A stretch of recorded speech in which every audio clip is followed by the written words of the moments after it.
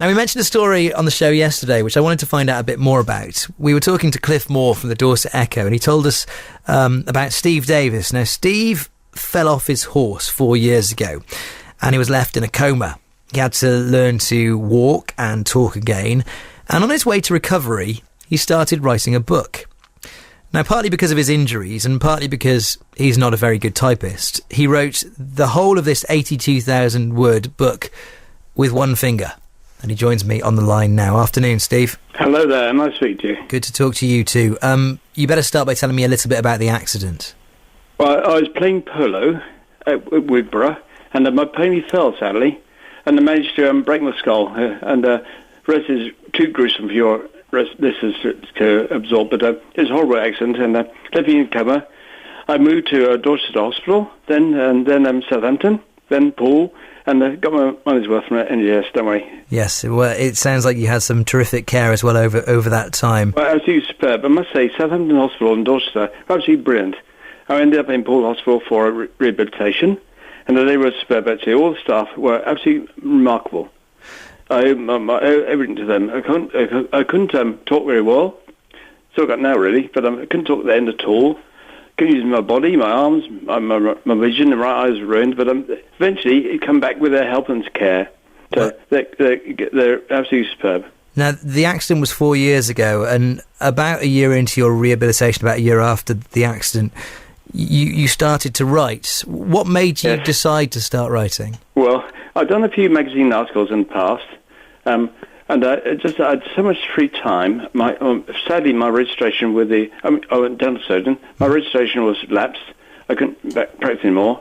So I thought, right, let's start writing a book, which I did. And sadly, it's very laborious. I'm using one finger at a time, and it's really slow because your brain does the story quickly and you get done on the screen. It's real sad, real shame. But anyway, the book is published, Merlin Legacy, and I published about 2 months ago. I'm really pleased with it. Well, that's good. It's true that you did actually just write it with one finger, like I say, partly because of the injuries and partly because typing's not a forte. Well, I can't use my right hand at all, really. Our writing before the accident was pretty bad anyway, but with the result of my accident, it was absolutely appalling. Looked like two spiders fighting. Absolutely dreadful. But so I couldn't write at all. I used to dictate and use sort of things with my secretary, but then I was stuck with using one finger only.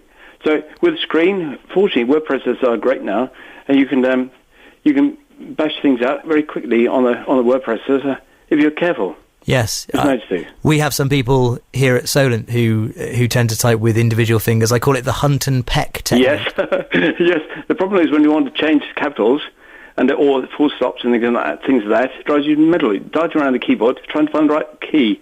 But it got there in the end. Yeah, well, 82,000 words, you clearly did. Took me months, though. It took me months. Well, I wonder if that's positive, because obviously, the road to recovery is slow and presumably sometimes infuriatingly slow. But if you've got this thing to concentrate on, did that help you just sort of take some of that stress and maybe anger out of your life? Well, I don't know about anger, frustration, yes. Well, it probably added to it, because you can't. Your brain rushes ahead when you're doing a story, and it appears on the screen very slowly, so you get very annoyed with your progress. But everything else, I learned to walk again. I had months in a wheelchair.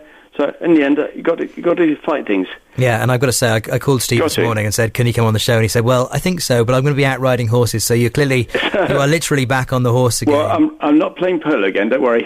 Pretty sure your listeners are not playing polo again. It's been banned. We've got to give you a chance to talk about the Merlin Legacy, because this is interesting. It's a fantasy novel, but it's set in West Dorset. Yes, around my area. Also, the character travels around the country a bit.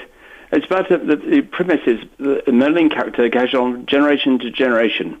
Always a Merlin character, and the present one educates the new one who's taking his place. Helped by a dragon, so it's pure magical story. A bit of nature in very good measure. And I'm led to believe as well that you are some way into a sequel already. Yeah, I'm afraid so, yes. Actually, the first one has been well received so far, which is really encouraging. Say that again, sorry, the first one? It's been well received. Oh, brilliant. Yeah, it's rather nice and rather flattering. So I'm pushing now with the second one. I've got to do 85,000 words, and I'm stuck on now. Not stuck, but I'm on 20,000 words now, so way to go yet. So Well, you're doing well. Yeah, it'll be another year, so yes. Steve, I tell you what, we'll keep an eye on things and we'll chat again maybe in a few months' time and catch up with you if that's all right. I'm very happy to. Thank you for having me on. Lovely to talk to you. Steve Davis from Netherbury there, the author of The Merlin Legacy.